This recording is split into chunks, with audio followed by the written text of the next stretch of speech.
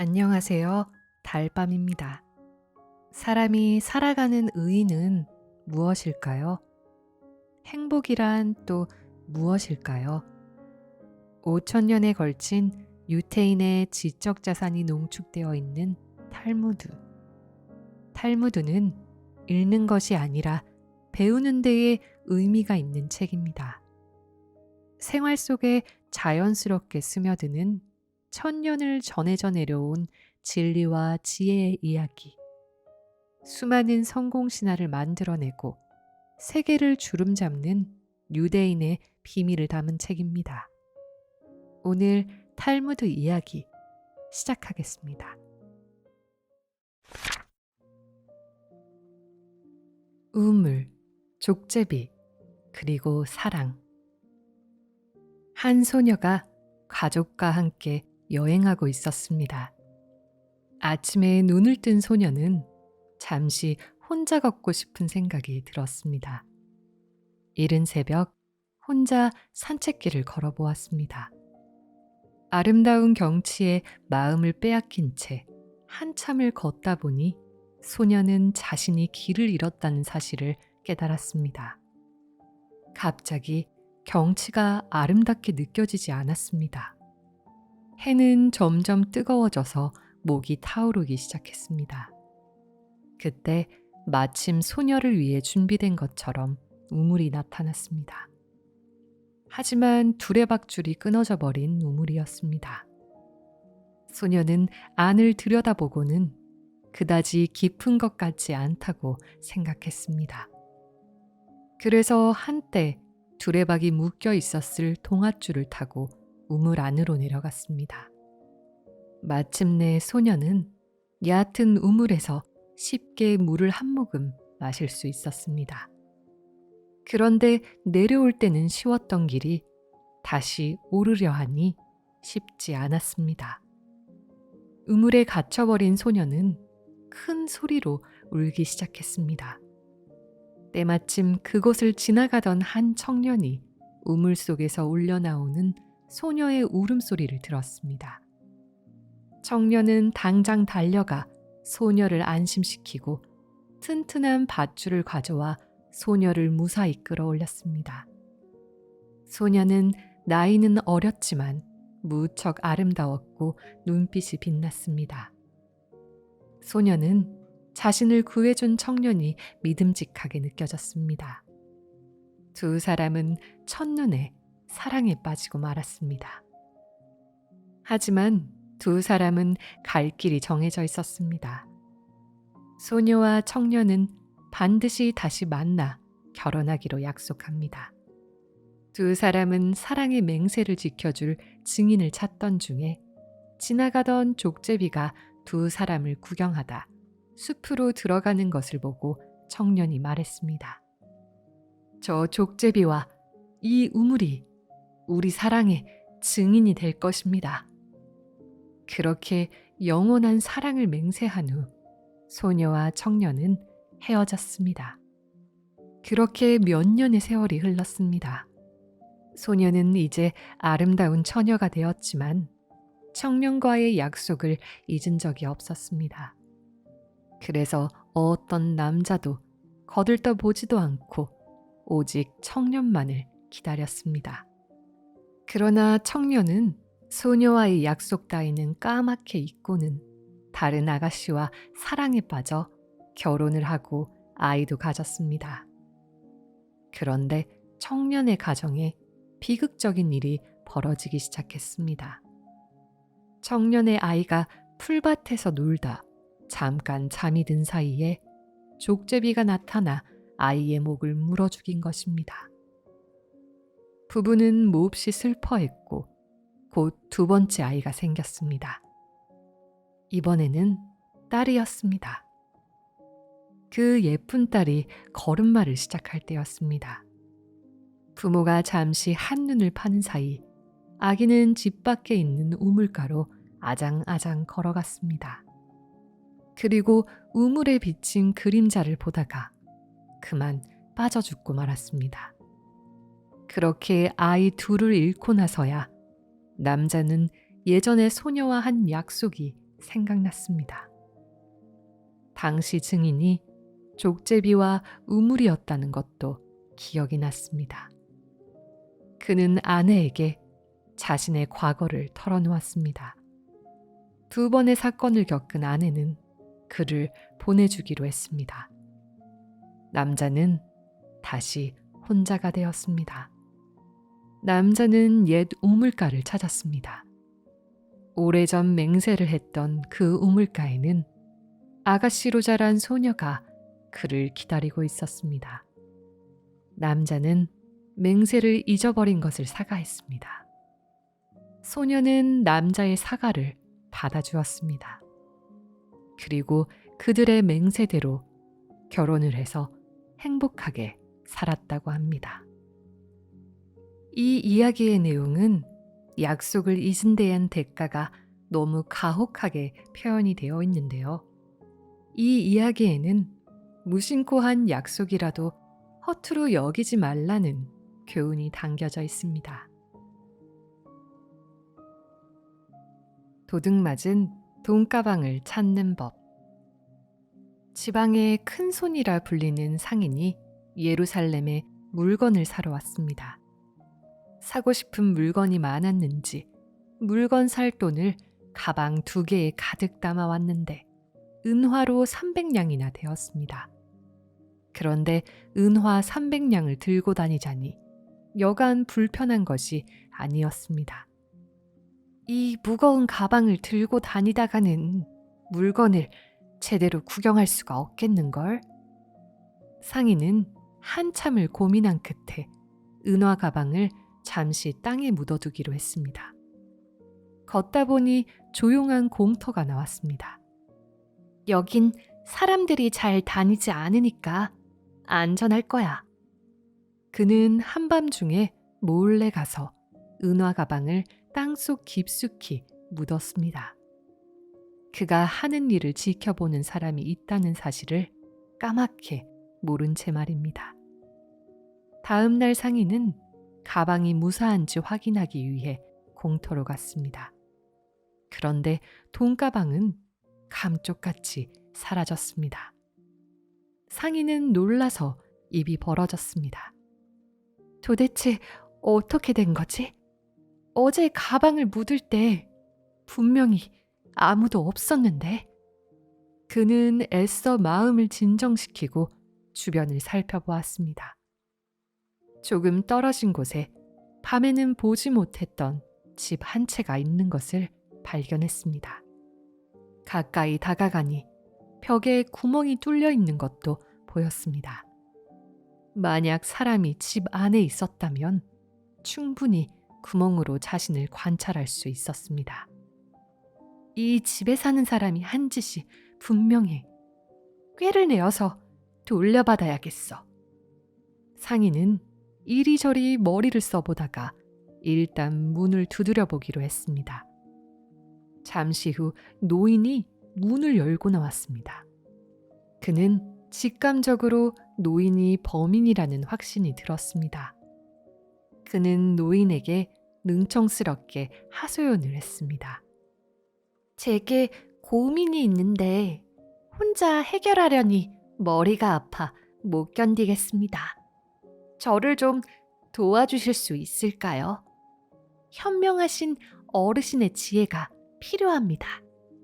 당황한 노인은 얼떨결에 상인을 집 안으로 들여보내 주었습니다.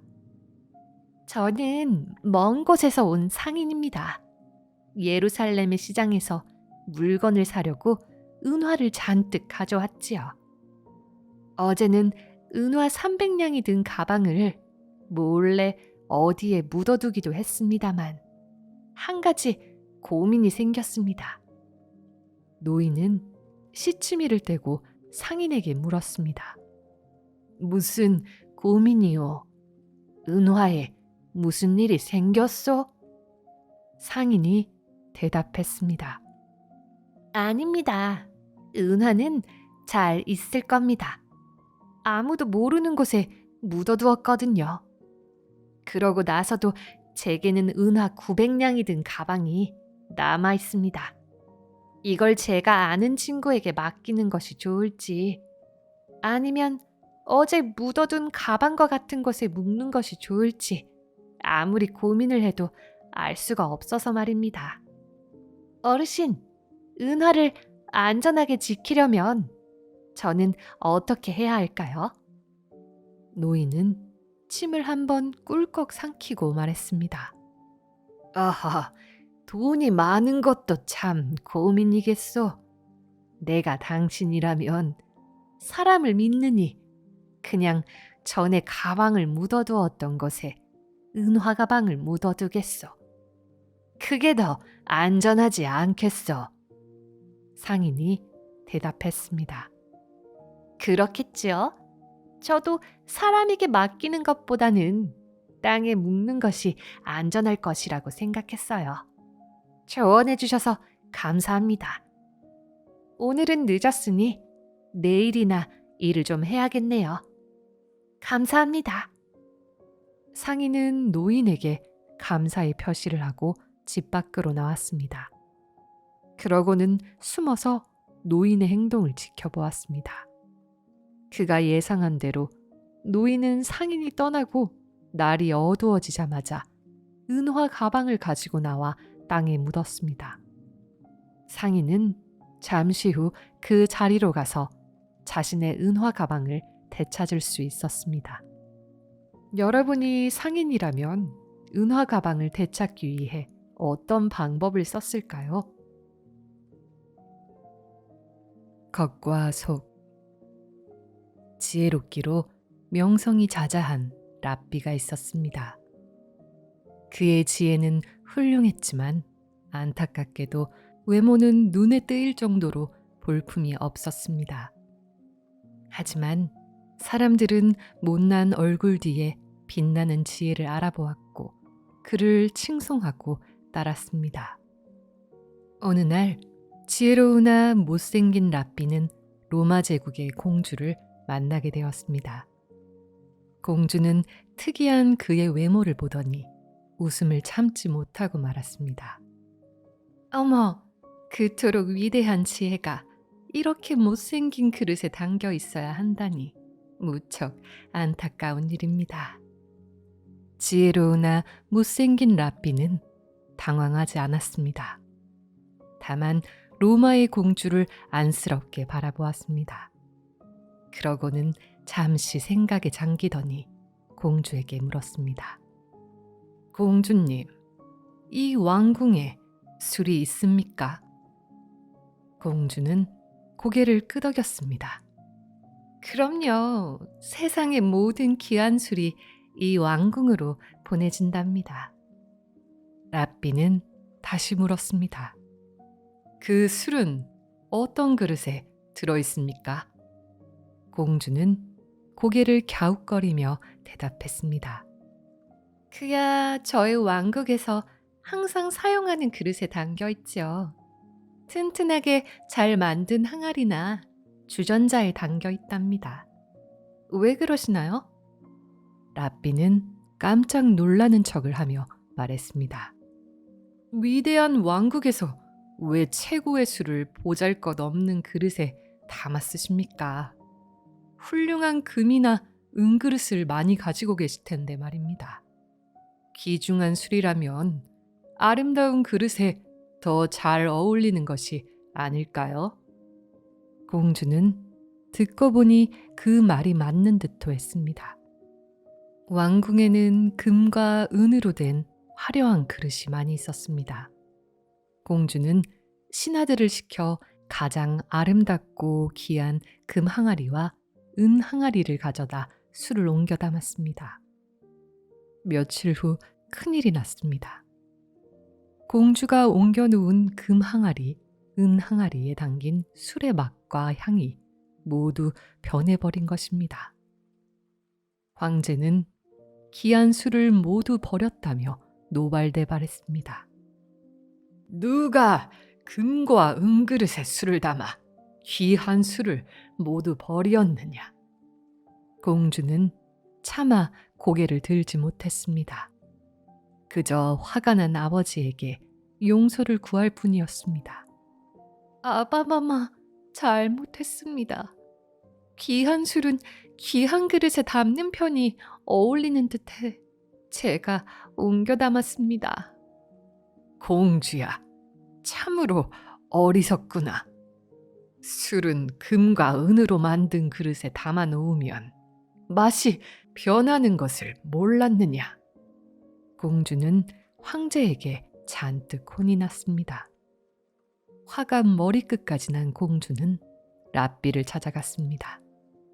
라삐님, 왜 저에게 귀한 술을 금과 은으로 된 그릇에 옮겨 담으라고 하셨습니까? 술이 모두 변해버려 혼쭐이 났습니다.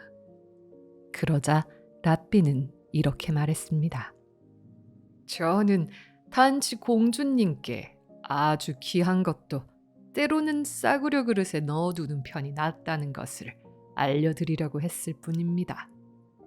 공주는 억울했지만 어쩔 수 없었습니다. 라삐의 외모가 초라하다고 그 지혜까지 무시한 것은 자신이었으니 말입니다. 요즘 사람들은 외모나 겉모양처럼 겉을 매우 중요하게 생각합니다. 겉모습이 화려하면 무조건 좋아 보일 수도 있지만 화려한 것이 더 좋지 않을 때도 있답니다. 혀의 힘. 한 나라의 왕이 불치병에 걸렸습니다. 유명한 의사들이 모두 그를 치료해 보았으나 소용이 없었습니다. 왕은 자신에게 생이 얼마 남지 않았다고 느꼈습니다. 마지막 희망까지 버리려고 할 때 멀리서 한 의사가 찾아왔습니다. 참으로 희귀한 병에 걸리셨습니다. 이 병을 치료할 방법은 딱 한 가지밖에 없습니다. 이 병을 알고 있다는 말에 왕은 기가 번쩍 뛰었습니다. 무엇이라 했소? 당신은 내가 걸린 병에 대해 아시오? 이전에 이 병에 걸린 자를 만나 치료해 본 경험이 있습니다. 의사는 당당하게 말했습니다. 치료법이 있다는 말에 왕은 무척 기뻤습니다. 그럼 치료법이 무엇이오? 암사자의 젖을 드시는 것입니다. 그러면 바로 자리를 털고 일어나실 수 있습니다. 쉽지 않은 일이지만 못할 것도 없다는 생각에 왕은 바로 신하들에게 명령을 내렸습니다. 암사자의 젖을 구해오면 큰 상을 내리겠다는 것이었습니다. 하지만 암사자의 젖을 도대체 어떻게 얻어올 수 있을지 신하들은 묘안이 떠오르지 않아 서로 눈치만 보고 있었습니다. 그때 한 젊은 신하가 나섰습니다. 왕은 그의 패기를 칭찬하고 그에게 필요한 모든 것을 지원해 주라고 명령했습니다. 그는 어미를 잃은 새끼 사자를 생포해 와서 정성껏 키웠습니다. 새끼 사자들은 먹이를 제공해 주는 그를 경계하지 않았습니다. 며칠 후 커다란 수레에 우리를 싣고 새끼 사자들을 태웠습니다.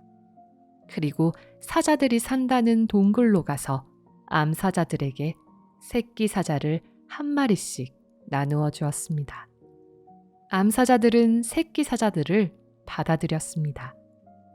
새끼 사자들은 암사자와 그를 오가며 자유롭게 뛰어놀았습니다. 암사자들도 그에 대한 경계를 풀었고 그는 약간의 젖을 얻어낼 수 있었습니다. 젊은 신하가 의기양양하여 궁궐로 향하는데 그의 몸 부위들이 서로 잘난 척하며 다투기 시작했습니다. 다리가 말했습니다. 내 덕분에 사자의 동굴까지 찾아갈 수 있었지. 그러니 내 공이 가장 커. 눈이 말했습니다.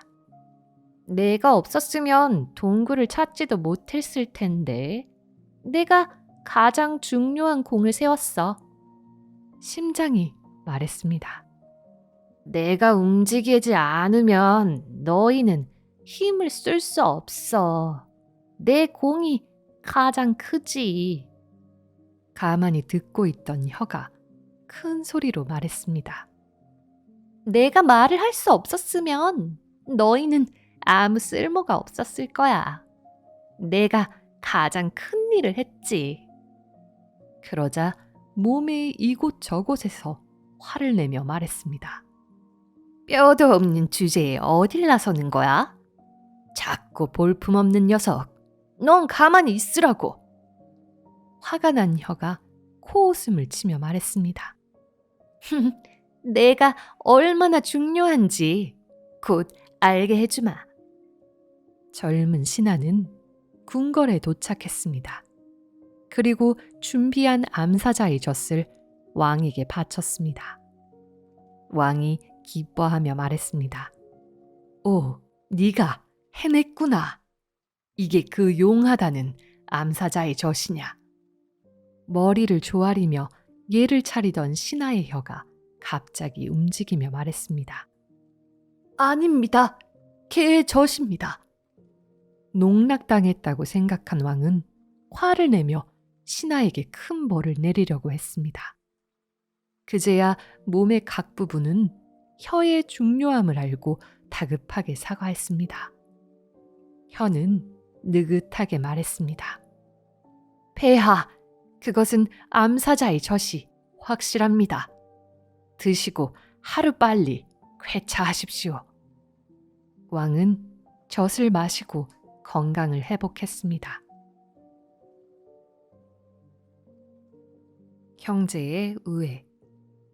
이스라엘에 우애가 깊기로 소문난 형제가 살고 있었습니다. 형은 일찍 결혼하여 자식을 두었고 동생은 아직 혼자였습니다. 형제는 둘 다 부지런한 농사꾼이었는데 아버지가 돌아가시고 물려받은 땅에 함께 농사를 지었습니다. 풍족하지는 않았지만 1년을 먹고 살 만큼 사과와 옥수수를 수확할 수 있었습니다. 둘 다 열심히 일했으므로 형제는 수확물을 똑같이 나누어 각자의 곡간에 넣었습니다. 밤이 되자 동생은 생각했습니다. 원래 땅도 형이 물려받았어야 했는데 함께 농사 짓는 것을 허락해주고 게다가 형은 아내와 자식까지 있으니 먹는 양도 3배일 텐데 괜히 똑같이 나누었네. 형이 더 가져갔어야 했는데 말이야. 아무래도 내 몫을 덜어서 형네 곡간에 넣어두어야겠어. 동생은 수확물이 많은 양을 형의 곡간에 옮겨두었습니다. 그런데 형은 형대로 다른 생각을 했습니다. 나는 아내도 있고 자식도 있으니 이만하면 자리를 잘 잡은 것 같은데 아우는 앞으로 장가도 가야 하니 저축을 더 해놓는 것이 좋을 거야. 올해는 충분히 먹고 살 만큼 수확한 것 같으니 아무래도 아우네 곡간에 조금 더 넣어 놓아야겠어. 형도 자기 몫에서 조금 덜어 아우네 곡간에 가져다 두었습니다. 날이 밝았습니다. 형과 아우는 내심 흐뭇해하며 곡간을 이리저리 살펴보았는데 아무리 보아도 두 곡간에 쌓인 곡식이 양이 비슷해 보였습니다. 너무 조금 옮겨두었나? 티도 안 나는걸? 오늘 밤 좀 더 옮겨야겠네. 원, 이거 양이 비슷해 보이잖아. 다음 날도 그 다음 날도 똑같은 일이 반복됐습니다. 아무리 옮겨도 곡식이 양이 변하지 않자 형제도 이상한 생각이 들었습니다. 나흘째 되던 날 밤, 형은 전날과 마찬가지로 곡식을 한 자루 가득 싣고 아우네 곡간으로 가고 있었습니다. 그런데 컴컴한 길 반대편에 누군가 오는 것이 보였습니다. 아우야, 이 밤에 어쩐 일이냐? 네 어깨의 자루는 또 무엇이고? 형님은 어쩐 일이십니까? 이 곡식은 왜 가지고 나오셨습니까? 형제는 그제야 아무리 날라도 곡식이 줄지 않던 이유를 알았습니다. 형제는 감동하여 서로를 부둥켜 안고 떨어질 줄을 몰랐습니다. 밝은 보름달이 두 형제를 따뜻하게 비춰주고 있었습니다. 이 이야기에서는 형제는 부모님 다음으로 자신과 가장 가까운 사이지요. 여러분은 형제를 위해 얼마나 베풀 수 있을지 한번 생각해 보시기 바랍니다.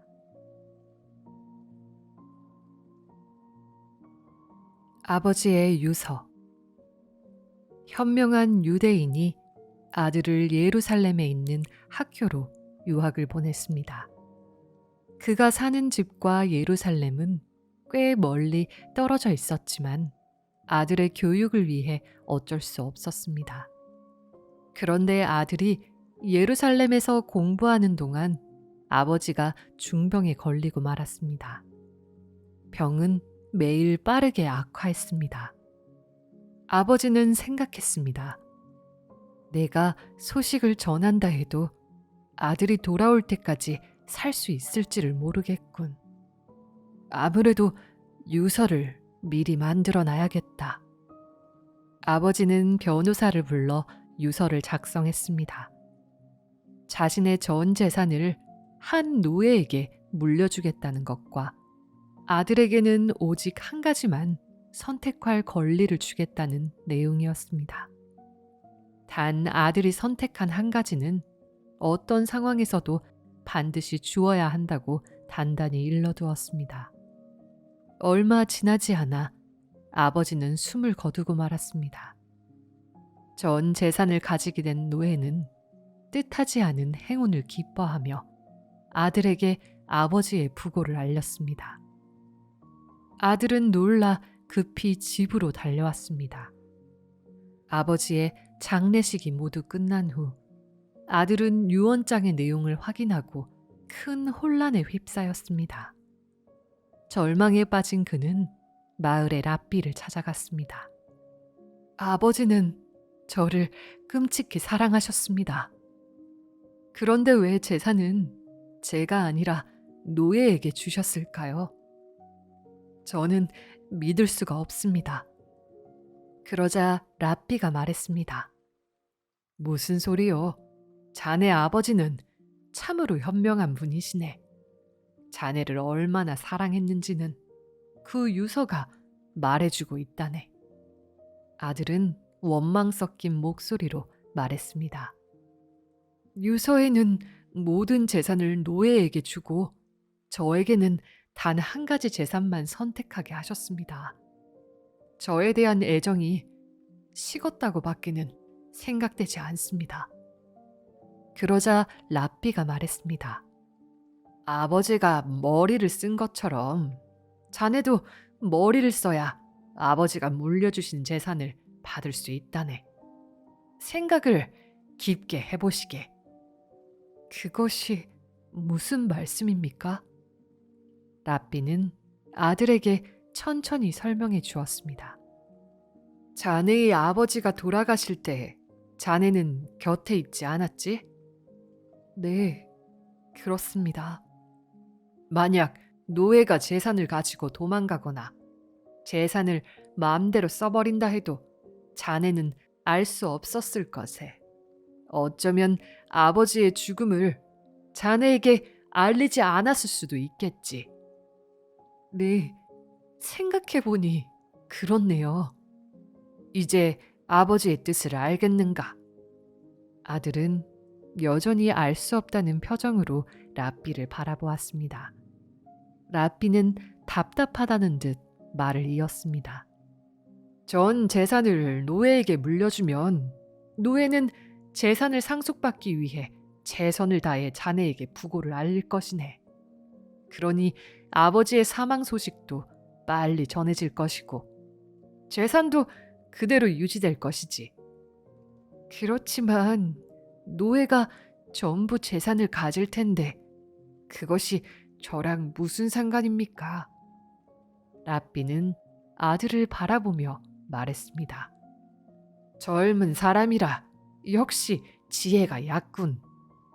노예의 재산은 모두 주인에게 속한다는 것을 자네는 모르는가? 자네는 한 가지를 선택할 수 있는 권리가 있네. 바로 노예를 선택하기만 하면 된다네. 그제야 아들은 아버지의 깊은 뜻을 깨닫고 감격의 눈물을 흘렸습니다. 그러고는 랍비의 조언대로 노예를 자신의 상속 재산으로 선택함으로써 모든 재산을 물려받을 수 있었습니다. 아들에게 재산을 물려주기 위한 아버지의 지혜가 참으로 기발합니다. 만약 여러분이 아버지라면 어떤 방법으로 멀리 있는 아들에게 재산을 물려줄 것인지 생각해 보세요. 거미와 모기, 그리고 미치광이. 다윗 왕은 평소에 거미는 아무데나 집을 짓는 쓸모없는 벌레라고 생각해 왔습니다. 여기저기 거미집을 지어놔서 나무 밑을 지나다닐 때마다 아주 성가셔. 그런 다윗 왕이 한 번은 적군에게 완벽하게 포위된 적이 있었습니다. 적들의 추격을 피해 어느 동굴 속으로 숨어들었는데 마침 큰 거미가 동굴 입구에 집을 짓고 있었습니다. 다윗 왕이 동굴로 들어온 지 얼마 되지 않아 거미는 제법 크고 튼튼한 집을 지어 놓았습니다. 잠시 후 추격병들이 동굴 앞에 다다랐습니다. 동굴 속을 수색해 볼까? 어리석은 친구 같으니라고. 사람이 오갔으면 거미집이 저렇게 멀쩡할 리가 없지 않나? 빨리 다른 곳으로 가보세. 쓸모없다고 생각한 거미집 덕에 다윗 왕은 목숨을 구한 것입니다. 또 다른 이야기는 적장이 자는 방에 몰래 침투한 날 일어난 일입니다.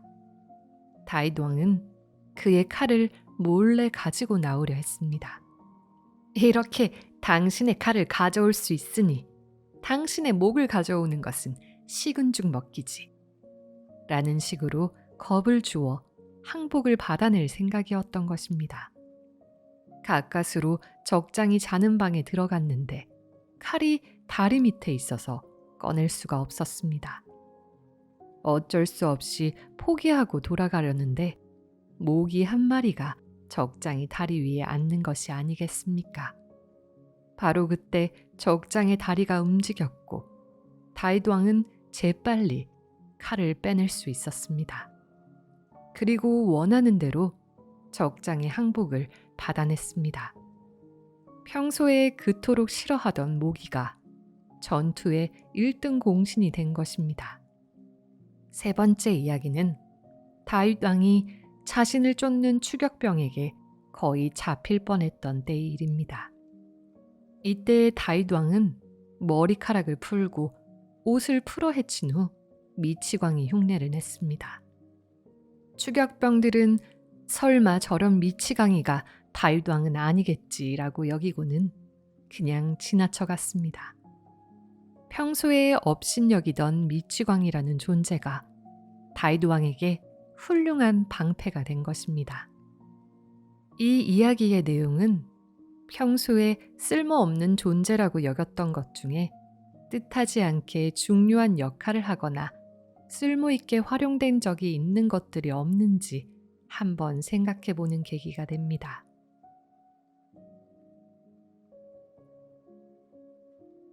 되돌아온 돌멩이.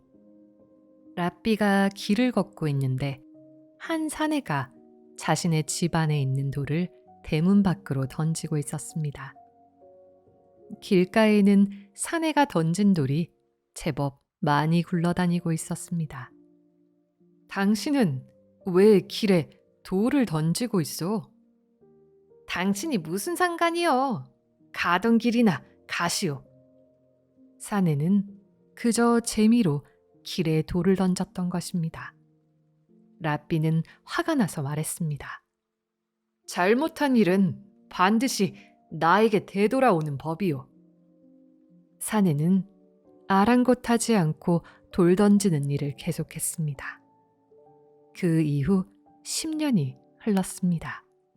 사내는 사는 집을 다른 사람에게 팔았습니다. 좋은 값을 받은 그는 신이 나서 집 밖으로 나섰습니다.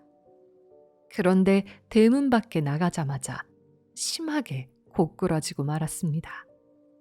길가에 돌멩이에 걸려 넘어진 것입니다. 바로 10년 전 자기가 버렸던 그 돌멩이였습니다. 그는 부러진 다리를 부둥켜 안고 후회했지만 이미 돌이킬 수는 없었습니다. 잘못을 저지를 때에 그것이 내게 해가 되어 돌아오리라고 생각하는 사람은 거의 없을 겁니다.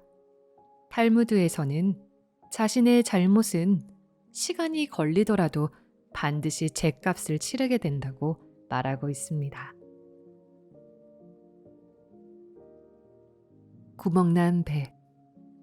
작은 배를 가지고 있는 한 사내가 있었습니다. 해마다 여름이 되면 그는 온 가족을 배에 태우고 근처의 호수에서 낚시를 하며 즐겁게 보냈습니다. 여름이 거의 끝나가는 어느 날이었습니다. 그는 배를 보관해 두려고 땅 위로 끌어올렸습니다. 이때 배의 바닥에 구멍 하나가 보였습니다. 구멍의 크기는 아주 작았습니다. 사내는 어차피 겨우내 배를 창고에 보관할 것이기 때문에 내년 봄에 배를 다시 사용하면서 수리하리라고 마음먹었습니다. 그리고 겨울 동안에 페인트공을 불러 배를 깔끔하게 칠해달라고 부탁했습니다. 다음해 봄은 유난히 일찍 찾아왔습니다. 어느 좋은 봄날 사내의 두 아들은 배를 타고 호수로 놀러 가고 싶었습니다. 마침 아버지는 멀리 외출을 하신 상태였습니다. 두 아들은 예쁘게 칠해진 배를 꺼내 물에 띄우고 너른 호수를 향해 노를 저었습니다. 사내가 집에 돌아왔을 때 이미 두 아들은 호수 멀리 가서 보이지도 않았습니다. 사내는 배에 구멍이 있었던 것을 생각해내고는 얼굴이 하얗게 질렸습니다. 두 아들은 아직 수영을 잘 하지 못했습니다. 그는 헐레벌떡 이웃들에게 도움을 요청했습니다. 이웃들이 사내를 돕고자 자신의 배를 꺼내려고 하는데 저 멀리서 두 아들이 배를 타고 돌아오는 것이 보였습니다. 무사히 돌아온 두 아들과 뜨겁게 포옹한 사내는 배를 살펴보았습니다. 그런데 배의 구멍이 깔끔하게 막혀 있었습니다. 그리고 배의 밑바닥은 깨끗하게 페인트 칠이 되어 있었습니다. 이럴 수가. 페인트공이 지난 겨울에 배의 구멍을 막아주었나 보구나. 사내는 고마운 마음에 사례금을 두둑히 챙겨서 페인트공을 찾아갔습니다. 선물과 사례금을 페인트공에게 내밀자 그는 고개를 갸우뚱했습니다. 저는 지난번 배를 페인트 칠한 값을 충분히 받았습니다. 이 돈은 무엇인가요? 사내는 자초지종을 설명해 주었습니다. 배에 작은 구멍이 뚫려 있었는데 당신이 그 구멍을 고쳐주었습니다. 제가 부탁한 일도 아닌데 말입니다. 덕분에 오늘 두 아들이 무사할 수 있었습니다. 사내의 말에 페인트공은 당황스러워하며 말했습니다. 저는 페인트질을 제대로 하기 위해 구멍을 막았을 뿐입니다. 또 그 구멍을 막는 데에는 채 몇 분이 걸리지 않았습니다. 살해하신다 하여도 이 돈은 너무 많아요. 사내는 감사의 눈으로 페인트공을 바라보았습니다. 사실 저는 그 구멍을 까맣게 잊고 있었습니다. 당신이 구멍을 고쳐주지 않았다면 저는 두 아들을 잃었을 것입니다. 당신이 구멍을 막는 데 든 시간은 단 몇 분이었지만 덕분에 소중한 두 아들의 목숨을 구했습니다. 부디 받아주십시오.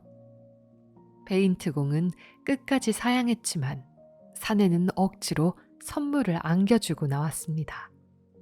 어안이 벙벙한 페인트공은 페인트 칠을 꼼꼼하게 하기 위해 구멍을 막았다는 사실이 생각났습니다. 그런 자신의 작은 노력이 사람을 구했다는 사실이 믿기지 않았습니다. 사람 목숨까지 구할 줄은 몰랐는데.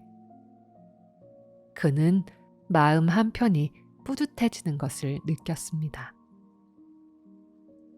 위대한 일은 작은 행동 하나에서 시작되기도 합니다. 그 작은 행동은 원칙을 지키는 평범한 태도일 수도 있고 작은 호의일 수도 있습니다. 누가 보지 않아도 자신의 맡은 일은 철저히 해야 하는 이유에 대해 생각해 보면 좋을 것 같은 이야기입니다. 나무 심는 노인. 머리가 하얗게 새고 허리가 잔뜩 굽은 노인이 정원에 작은 나무를 심고 있었습니다.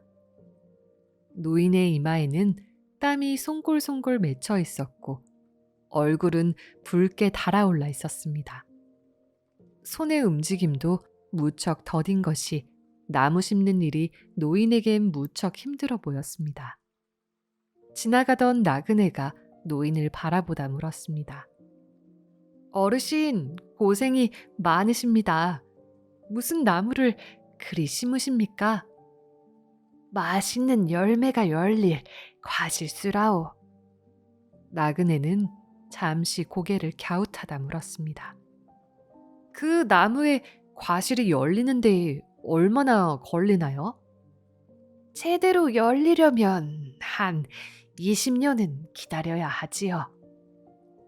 노인의 대답에 나그네는 이상하다는 듯이 물었습니다. 죄송한 말씀이다만 연세도 있으신데 20년을 기다려야 열매를 얻을 수 있는 나무를 왜 굳이 심으십니까? 그러자 노인이 웃으며 말했습니다. 내가 태어났을 때 우리 집 마당의 과일나무에는 열매가 주렁주렁 달려 있었다오. 우리 할아버지께서 미리 심어 놓으신 것이지. 나는 그저 나의 할아버지가 내게 해주신 것을 내 후손에게 해주고 싶은 것뿐이요. 우리가 누리고 있는 것은 모두 우리 스스로 노력해서 얻은 것일까요? 나에게도 노인의 집에 있는 과일나무와 같은 것이 있는지 한번 생각해 보면 어떨까요?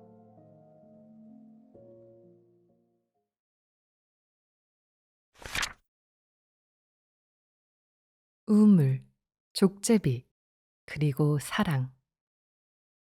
한 소녀가 가족과 함께 여행하고 있었습니다. 아침에 눈을 뜬 소녀는 잠시 혼자 걷고 싶은 생각이 들었습니다. 이른 새벽 혼자 산책길을 걸어보았습니다.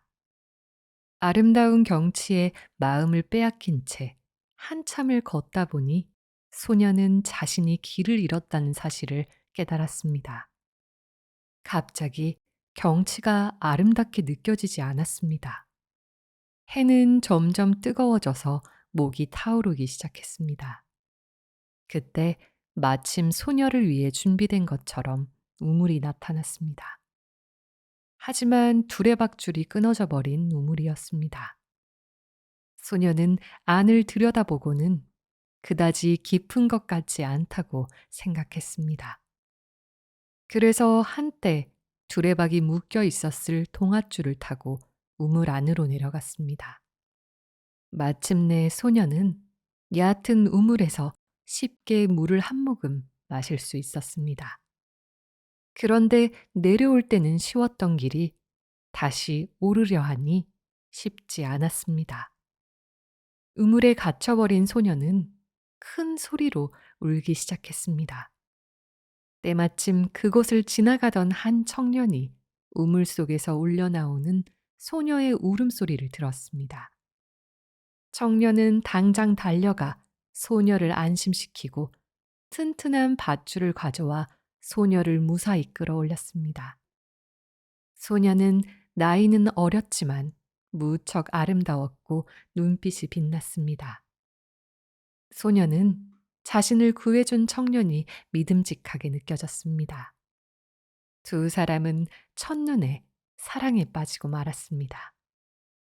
하지만 두 사람은 갈 길이 정해져 있었습니다. 소녀와 청년은 반드시 다시 만나 결혼하기로 약속합니다. 두 사람은 사랑의 맹세를 지켜줄 증인을 찾던 중에 지나가던 족제비가 두 사람을 구경하다 숲으로 들어가는 것을 보고 청년이 말했습니다. 저 족제비와 이 우물이 우리 사랑의 증인이 될 것입니다. 그렇게 영원한 사랑을 맹세한 후 소녀와 청년은 헤어졌습니다. 그렇게 몇 년의 세월이 흘렀습니다. 소녀는 이제 아름다운 처녀가 되었지만 청년과의 약속을 잊은 적이 없었습니다. 그래서 어떤 남자도 거들떠 보지도 않고 오직 청년만을 기다렸습니다. 그러나 청년은 소녀와의 약속 따위는 까맣게 잊고는 다른 아가씨와 사랑에 빠져 결혼을 하고 아이도 가졌습니다. 그런데 청년의 가정에 비극적인 일이 벌어지기 시작했습니다. 청년의 아이가 풀밭에서 놀다 잠깐 잠이 든 사이에 족제비가 나타나 아이의 목을 물어 죽인 것입니다. 부부는 몹시 슬퍼했고 곧 두 번째 아이가 생겼습니다. 이번에는 딸이었습니다. 그 예쁜 딸이 걸음마를 시작할 때였습니다.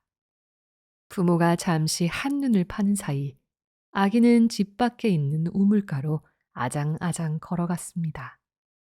그리고 우물에 비친 그림자를 보다가 그만 빠져 죽고 말았습니다. 그렇게 아이 둘을 잃고 나서야 남자는 예전에 소녀와 한 약속이 생각났습니다. 당시 증인이 족제비와 우물이었다는 것도 기억이 났습니다. 그는 아내에게 자신의 과거를 털어놓았습니다. 두 번의 사건을 겪은 아내는 그를 보내주기로 했습니다. 남자는 다시 혼자가 되었습니다. 남자는 옛 우물가를 찾았습니다.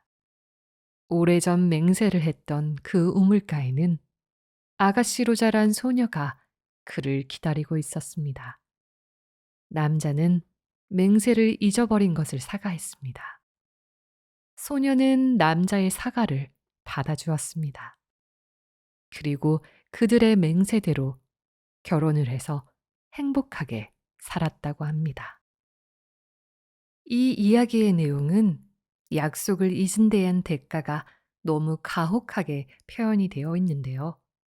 이 이야기에는 무심코 한 약속이라도 허투루 여기지 말라는 교훈이 담겨져 있습니다. 도둑맞은 돈가방을 찾는 법. 지방의 큰 손이라 불리는 상인이 예루살렘에 물건을 사러 왔습니다. 사고 싶은 물건이 많았는지 물건 살 돈을 가방 2개에 가득 담아 왔는데 은화로 300냥이나 되었습니다. 그런데 은화 300냥을 들고 다니자니 여간 불편한 것이 아니었습니다.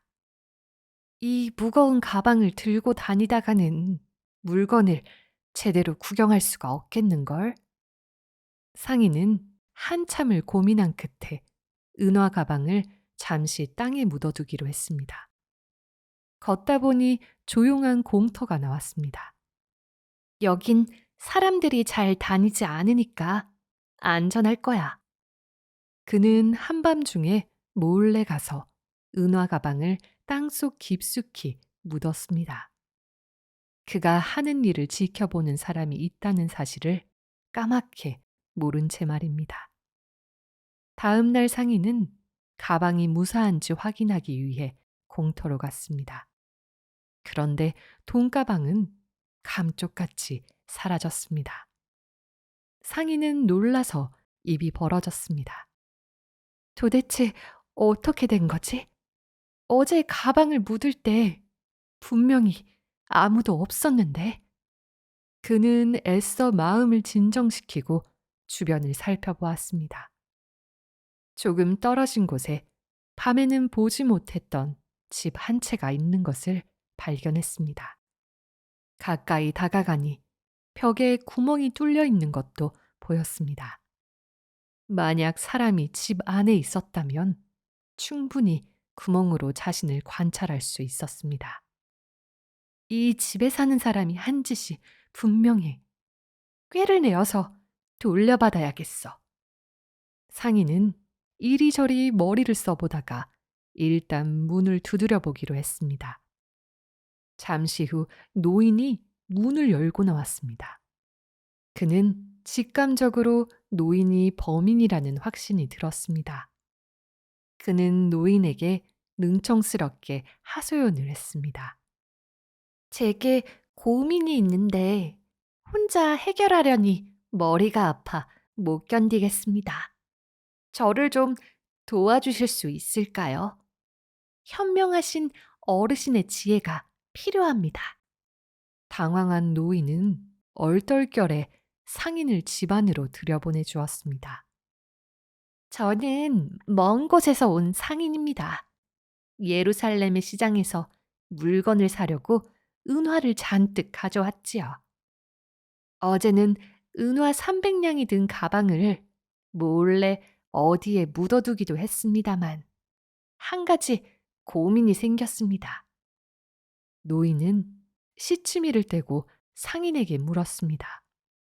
무슨 고민이요?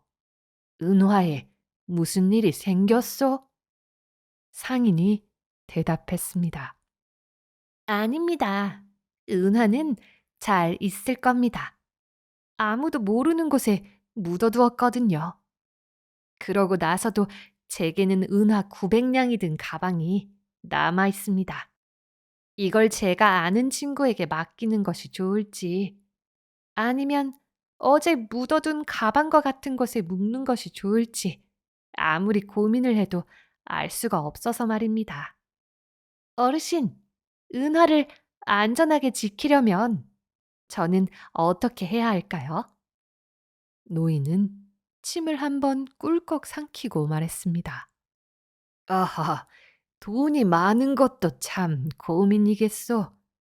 내가 당신이라면 사람을 믿느니 그냥 전에 가방을 묻어두었던 곳에 은화 가방을 묻어두겠소. 그게 더 안전하지 않겠소. 상인이 대답했습니다.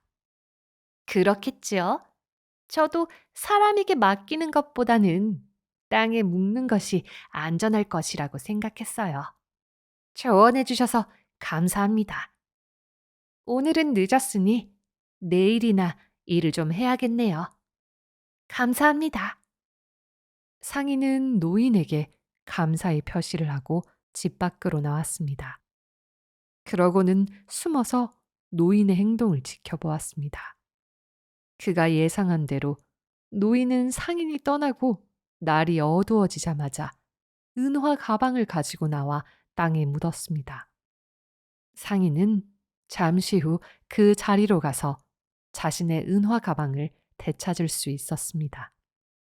여러분이 상인이라면 은화 가방을 되찾기 위해 어떤 방법을 썼을까요? 겉과 속. 지혜롭기로 명성이 자자한 랍비가 있었습니다. 그의 지혜는 훌륭했지만 안타깝게도 외모는 눈에 띄일 정도로 볼품이 없었습니다.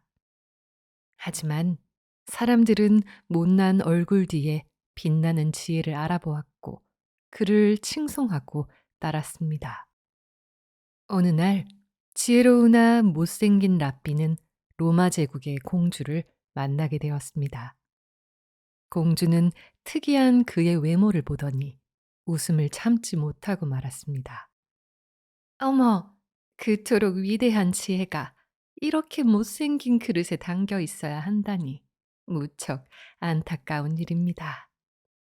지혜로우나 못생긴 랍비는 당황하지 않았습니다.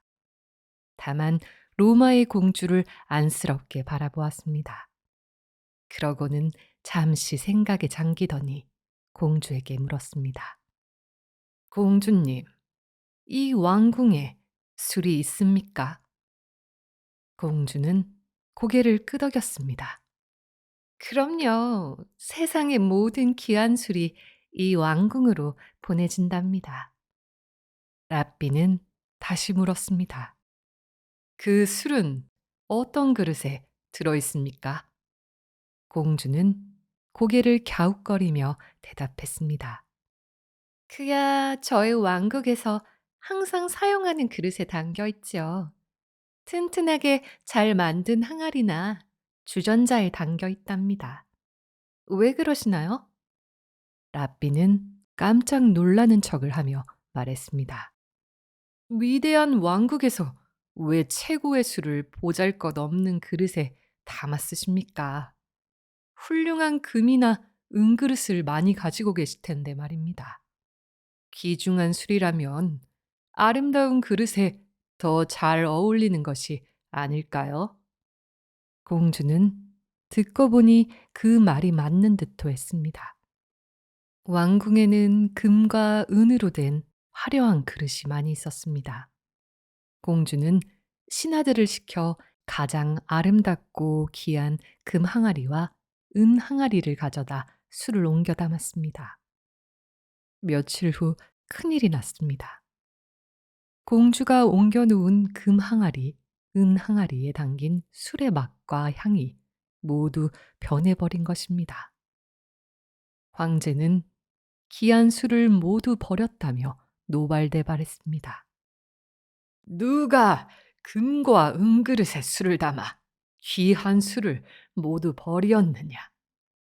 공주는 차마 고개를 들지 못했습니다. 그저 화가 난 아버지에게 용서를 구할 뿐이었습니다. 아바마마, 잘못했습니다. 귀한 술은 귀한 그릇에 담는 편이 어울리는 듯해 제가 옮겨 담았습니다. 공주야, 참으로 어리석구나. 술은 금과 은으로 만든 그릇에 담아 놓으면 맛이 변하는 것을 몰랐느냐? 공주는 황제에게 잔뜩 혼이 났습니다. 화가 머리끝까지 난 공주는 라삐를 찾아갔습니다. 라삐님, 왜 저에게 귀한 술을 금과 은으로 된 그릇에 옮겨 담으라고 하셨습니까? 술이 모두 변해버려 혼쭐이 났습니다. 그러자 라삐는 이렇게 말했습니다. 저는 단지 공주님께 아주 귀한 것도 때로는 싸구려 그릇에 넣어두는 편이 낫다는 것을 알려드리려고 했을 뿐입니다. 공주는 억울했지만 어쩔 수 없었습니다. 라삐의 외모가 초라하다고 그 지혜까지 무시한 것은 자신이었으니 말입니다. 요즘 사람들은 외모나 겉모양처럼 겉을 매우 중요하게 생각합니다. 겉모습이 화려하면 무조건 좋아 보일 수도 있지만 화려한 것이 더 좋지 않을 때도 있답니다. 혀의 힘. 한 나라의 왕이 불치병에 걸렸습니다. 유명한 의사들이 모두 그를 치료해 보았으나 소용이 없었습니다. 왕은 자신에게 생이 얼마 남지 않았다고 느꼈습니다. 마지막 희망까지 버리려고 할 때 멀리서 한 의사가 찾아왔습니다. 참으로 희귀한 병에 걸리셨습니다. 이 병을 치료할 방법은 딱 한 가지밖에 없습니다. 이 병을 알고 있다는 말에 왕은 기가 번쩍 뛰었습니다. 무엇이라 했소? 당신은 내가 걸린 병에 대해 아시오. 이전에 이 병에 걸린 자를 만나 치료해 본 경험이 있습니다. 의사는 당당하게 말했습니다. 치료법이 있다는 말에 왕은 무척 기뻤습니다. 그럼 치료법이 무엇이오? 암사자의 젖을 드시는 것입니다. 그러면 바로 자리를 털고 일어나실 수 있습니다. 쉽지 않은 일이지만 못할 것도 없다는 생각에 왕은 바로 신하들에게 명령을 내렸습니다. 암사자의 젖을 구해오면 큰 상을 내리겠다는 것이었습니다. 하지만 암사자의 젖을 도대체 어떻게 얻어올 수 있을지 신하들은 묘안이 떠오르지 않아 서로 눈치만 보고 있었습니다. 그때 한 젊은 신하가 나섰습니다. 왕은 그의 패기를 칭찬하고 그에게 필요한 모든 것을 지원해 주라고 명령했습니다. 그는 어미를 잃은 새끼 사자를 생포해 와서 정성껏 키웠습니다. 새끼 사자들은 먹이를 제공해 주는 그를 경계하지 않았습니다. 며칠 후 커다란 수레에 우리를 싣고 새끼 사자들을 태웠습니다. 그리고 사자들이 산다는 동굴로 가서 암사자들에게 새끼 사자를 한 마리씩 나누어 주었습니다. 암사자들은 새끼 사자들을 받아들였습니다. 새끼 사자들은 암사자와 그를 오가며 자유롭게 뛰어놀았습니다. 암사자들도 그에 대한 경계를 풀었고 그는 약간의 젖을 얻어낼 수 있었습니다. 젊은 신하가 의기양양하여 궁궐로 향하는데 그의 몸 부위들이 서로 잘난 척하며 다투기 시작했습니다. 다리가 말했습니다. 내 덕분에 사자의 동굴까지 찾아갈 수 있었지. 그러니 내 공이 가장 커.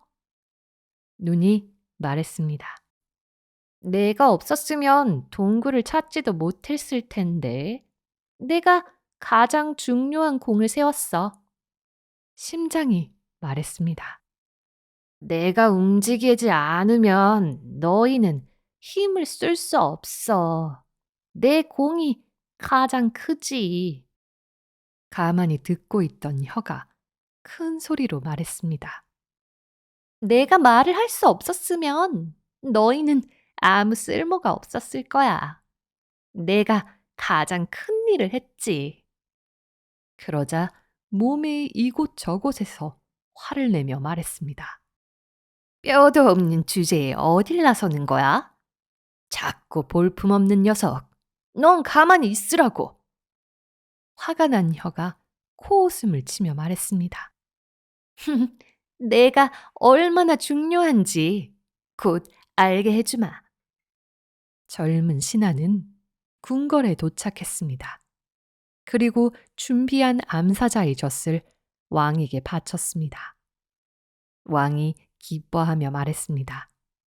오, 네가 해냈구나. 이게 그 용하다는 암사자의 젖이냐.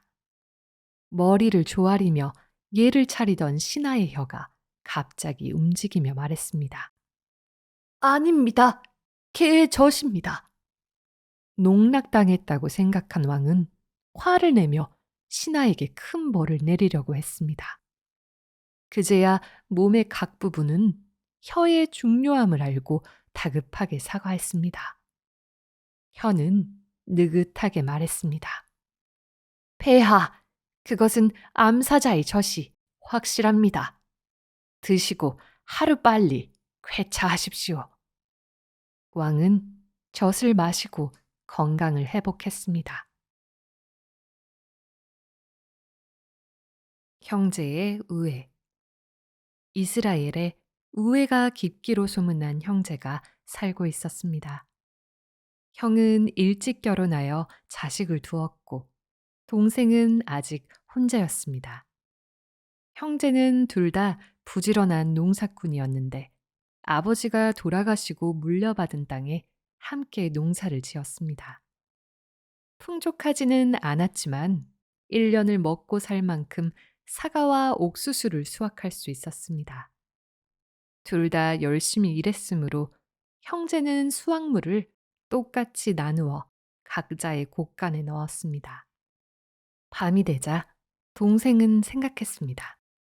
원래 땅도 형이 물려받았어야 했는데 함께 농사 짓는 것을 허락해주고 게다가 형은 아내와 자식까지 있으니 먹는 양도 3배일 텐데 괜히 똑같이 나누었네.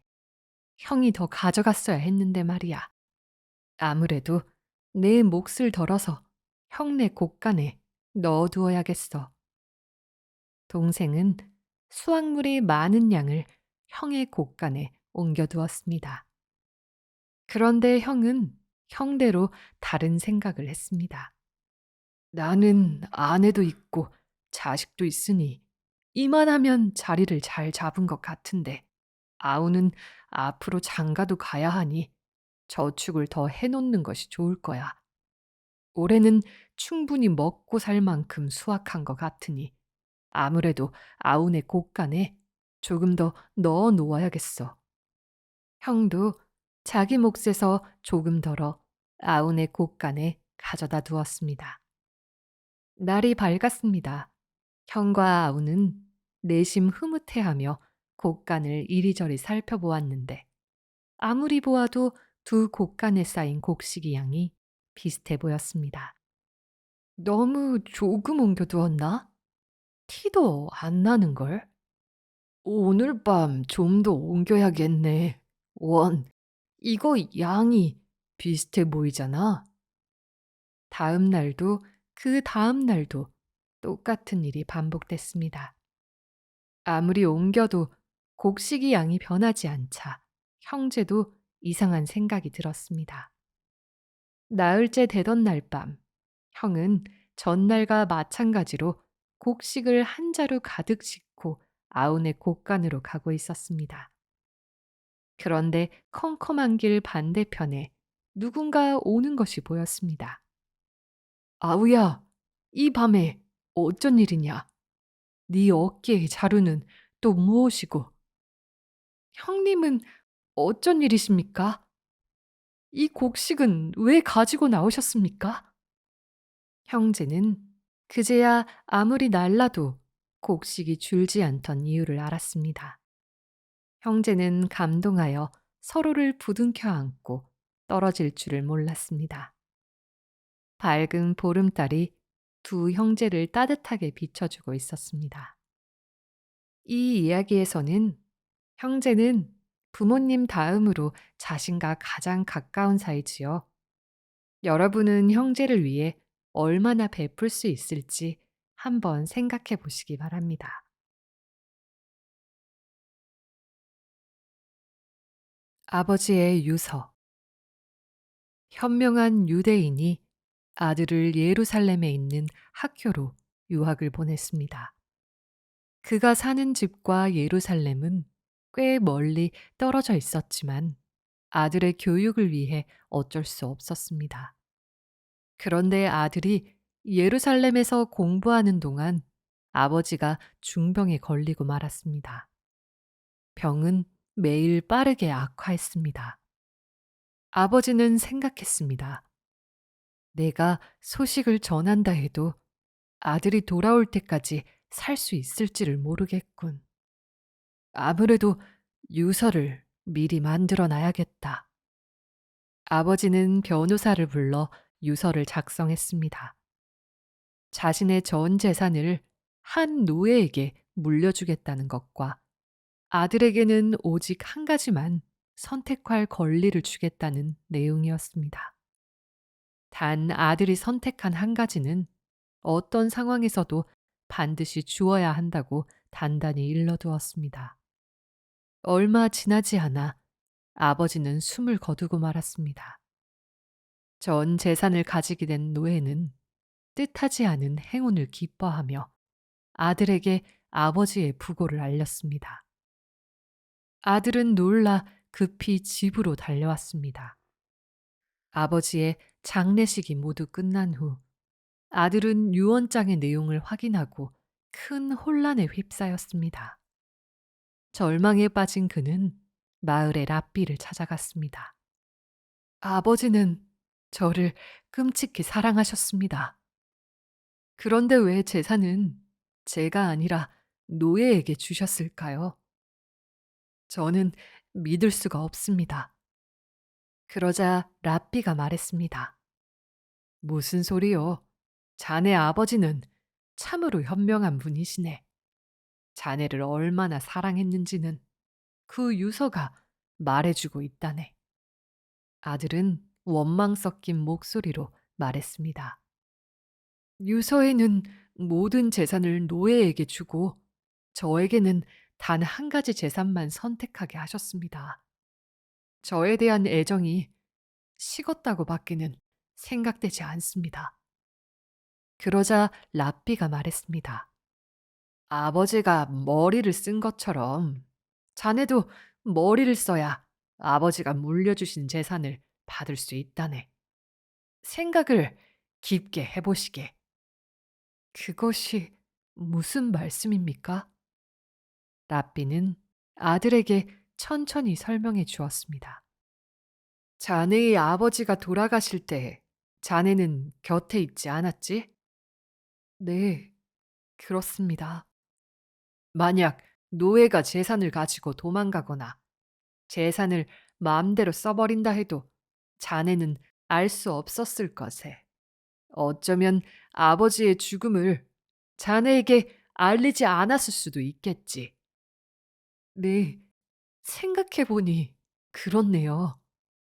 이제 아버지의 뜻을 알겠는가? 아들은 여전히 알 수 없다는 표정으로 라삐를 바라보았습니다. 라삐는 답답하다는 듯 말을 이었습니다.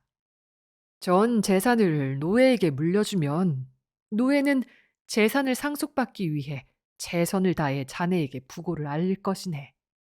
그러니 아버지의 사망 소식도 빨리 전해질 것이고 재산도 그대로 유지될 것이지. 그렇지만 노예가 전부 재산을 가질 텐데 그것이 저랑 무슨 상관입니까? 라삐는 아들을 바라보며 말했습니다. 젊은 사람이라 역시 지혜가 얕군. 노예의 재산은 모두 주인에게 속한다는 것을 자네는 모르는가? 자네는 한 가지를 선택할 수 있는 권리가 있네. 바로 노예를 선택하기만 하면 된다네. 그제야 아들은 아버지의 깊은 뜻을 깨닫고 감격의 눈물을 흘렸습니다. 그러고는 랍비의 조언대로 노예를 자신의 상속 재산으로 선택함으로써 모든 재산을 물려받을 수 있었습니다. 아들에게 재산을 물려주기 위한 아버지의 지혜가 참으로 기발합니다. 만약 여러분이 아버지라면 어떤 방법으로 멀리 있는 아들에게 재산을 물려줄 것인지 생각해 보세요. 거미와 모기, 그리고 미치광이. 다윗 왕은 평소에 거미는 아무데나 집을 짓는 쓸모없는 벌레라고 생각해 왔습니다.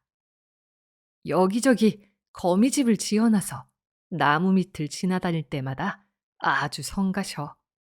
그런 다윗 왕이 한 번은 적군에게 완벽하게 포위된 적이 있었습니다. 적들의 추격을 피해 어느 동굴 속으로 숨어들었는데 마침 큰 거미가 동굴 입구에 집을 짓고 있었습니다. 다윗 왕이 동굴로 들어온 지 얼마 되지 않아 거미는 제법 크고 튼튼한 집을 지어 놓았습니다. 잠시 후 추격병들이 동굴 앞에 다다랐습니다. 동굴 속을 수색해 볼까? 어리석은 친구 같으니라고. 사람이 오갔으면 거미집이 저렇게 멀쩡할 리가 없지 않나? 빨리 다른 곳으로 가보세. 쓸모없다고 생각한 거미집 덕에 다윗 왕은 목숨을 구한 것입니다. 또 다른 이야기는 적장이 자는 방에 몰래 침투한 날 일어난 일입니다. 다윗 왕은 그의 칼을 몰래 가지고 나오려 했습니다. 이렇게 당신의 칼을 가져올 수 있으니 당신의 목을 가져오는 것은 식은 죽 먹기지. 라는 식으로 겁을 주어 항복을 받아낼 생각이었던 것입니다. 가까스로 적장이 자는 방에 들어갔는데 칼이 다리 밑에 있어서 꺼낼 수가 없었습니다. 어쩔 수 없이 포기하고 돌아가려는데 모기 한 마리가 적장이 다리 위에 앉는 것이 아니겠습니까? 바로 그때 적장의 다리가 움직였고 다윗 왕은 재빨리 칼을 빼낼 수 있었습니다. 그리고 원하는 대로 적장의 항복을 받아냈습니다. 평소에 그토록 싫어하던 모기가 전투의 1등 공신이 된 것입니다. 세 번째 이야기는 다윗 왕이 자신을 쫓는 추격병에게 거의 잡힐 뻔했던 때의 일입니다. 이때 다윗 왕은 머리카락을 풀고 옷을 풀어 헤친 후 미치광이 흉내를 냈습니다. 추격병들은 설마 저런 미치광이가 다윗 왕은 아니겠지라고 여기고는 그냥 지나쳐 갔습니다. 평소에 업신여기던 미치광이라는 존재가 다윗 왕에게 훌륭한 방패가 된 것입니다. 이 이야기의 내용은 평소에 쓸모없는 존재라고 여겼던 것 중에 뜻하지 않게 중요한 역할을 하거나 쓸모있게 활용된 적이 있는 것들이 없는지 한번 생각해 보는 계기가 됩니다.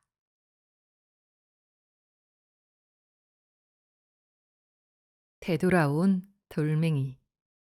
랍비가 길을 걷고 있는데 한 사내가 자신의 집 안에 있는 돌을 대문 밖으로 던지고 있었습니다. 길가에는 사내가 던진 돌이 제법 많이 굴러다니고 있었습니다. 당신은 왜 길에 돌을 던지고 있어? 당신이 무슨 상관이여? 가던 길이나 가시오. 사내는 그저 재미로 길에 돌을 던졌던 것입니다. 랍비는 화가 나서 말했습니다. 잘못한 일은 반드시 나에게 되돌아오는 법이오. 사내는 아랑곳하지 않고 돌 던지는 일을 계속했습니다. 그 이후 10년이 흘렀습니다. 사내는 사는 집을 다른 사람에게 팔았습니다. 좋은 값을 받은 그는 신이 나서 집 밖으로 나섰습니다. 그런데 대문 밖에 나가자마자 심하게 고꾸라지고 말았습니다. 길가에 돌멩이에 걸려 넘어진 것입니다. 바로 10년 전 자기가 버렸던 그 돌멩이였습니다. 그는 부러진 다리를 부둥켜 안고 후회했지만 이미 돌이킬 수는 없었습니다. 잘못을 저지를 때에 그것이 내게 해가 되어 돌아오리라고 생각하는 사람은 거의 없을 겁니다. 탈무드에서는 자신의 잘못은 시간이 걸리더라도 반드시 죗값을 치르게 된다고 말하고 있습니다. 구멍난 배. 작은 배를 가지고 있는 한 사내가 있었습니다. 해마다 여름이 되면 그는 온 가족을 배에 태우고 근처의 호수에서 낚시를 하며 즐겁게 보냈습니다. 여름이 거의 끝나가는 어느 날이었습니다. 그는 배를 보관해 두려고 땅 위로 끌어올렸습니다. 이때 배의 바닥에 구멍 하나가 보였습니다. 구멍의 크기는 아주 작았습니다. 사내는 어차피 겨우내 배를 창고에 보관할 것이기 때문에 내년 봄에 배를 다시 사용하면서 수리하리라고 마음먹었습니다. 그리고 겨울 동안에 페인트공을 불러 배를 깔끔하게 칠해달라고 부탁했습니다. 다음해 봄은 유난히 일찍 찾아왔습니다. 어느 좋은 봄날, 사내의 두 아들은 배를 타고 호수로 놀러 가고 싶었습니다. 마침 아버지는 멀리 외출을 하신 상태였습니다. 두 아들은 예쁘게 칠해진 배를 꺼내 물에 띄우고 너른 호수를 향해 노를 저었습니다. 사내가 집에 돌아왔을 때 이미 두 아들은 호수 멀리 가서 보이지도 않았습니다. 사내는 배에 구멍이 있었던 것을 생각해내고는 얼굴이 하얗게 질렸습니다. 두 아들은 아직 수영을 잘 하지 못했습니다. 그는 헐레벌떡 이웃들에게 도움을 요청했습니다. 이웃들이 사내를 돕고자 자신의 배를 꺼내려고 하는데 저 멀리서 두 아들이 배를 타고 돌아오는 것이 보였습니다. 무사히 돌아온 두 아들과 뜨겁게 포옹한 사내는 배를 살펴보았습니다. 그런데 배의 구멍이 깔끔하게 막혀 있었습니다. 그리고 배의 밑바닥은 깨끗하게 페인트 칠이 되어 있었습니다. 이럴 수가. 페인트공이 지난 겨울에 배의 구멍을 막아주었나 보구나. 사내는 고마운 마음에 사례금을 두둑히 챙겨서 페인트공을 찾아갔습니다. 선물과 사례금을 페인트공에게 내밀자 그는 고개를 갸우뚱했습니다. 저는 지난번 배를 페인트 칠한 값을 충분히 받았습니다. 이 돈은 무엇인가요? 사내는 자초지종을 설명해 주었습니다. 배에 작은 구멍이 뚫려 있었는데 당신이 그 구멍을 고쳐 주었습니다. 제가 부탁한 일도 아닌데 말입니다. 덕분에 오늘 두 아들이 무사할 수 있었습니다. 사내의 말에 페인트공은 당황스러워하며 말했습니다. 저는 페인트질을 제대로 하기 위해 구멍을 막았을 뿐입니다. 또 그 구멍을 막는 데에는 채 몇 분이 걸리지 않았습니다. 살해하신다 하여도 이 돈은 너무 많아요. 사내는 감사의 눈으로 페인트공을 바라보았습니다. 사실 저는 그 구멍을 까맣게 잊고 있었습니다. 당신이 구멍을 고쳐주지 않았다면 저는 두 아들을 잃었을 것입니다. 당신이 구멍을 막는 데 든 시간은 단 몇 분이었지만 덕분에 소중한 두 아들의 목숨을 구했습니다. 부디 받아주십시오. 페인트공은 끝까지 사양했지만 사내는 억지로 선물을 안겨주고 나왔습니다. 어안이 벙벙한 페인트공은 페인트 칠을 꼼꼼하게 하기 위해 구멍을 막았다는 사실이 생각났습니다. 그런 자신의 작은 노력이 사람을 구했다는 사실이 믿기지 않았습니다. 사람 목숨까지 구할 줄은 몰랐는데 그는 마음 한편이 뿌듯해지는 것을 느꼈습니다. 위대한 일은 작은 행동 하나에서 시작되기도 합니다.